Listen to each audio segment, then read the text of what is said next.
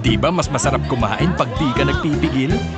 Galit-galit muna? Okay lang. Magtimpla ng sariling sausawan? Sige lang. Kanin lover? Kain lang. Ganyan tayo mga Pinoy. Sa Mang-Inasal, welcome lahat ng yan. Kuhang-kuha ang timpla at sarap ng kaing Pinoy. Sold! Walang katulad ang sarap at saya. Mang-Inasal, sarap ng kain Pinoy. Yunit ni akong paras, lasa ni ngam. Ayos na, paras nga dalutang ngalaw. Gross! Yunit ni Angan paras na halmit nga huk.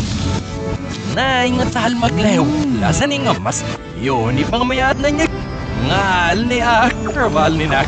Ngaligis, nawaswas, gilinas nga nalmit ngam. Ngali ko, anong dilek-dilek.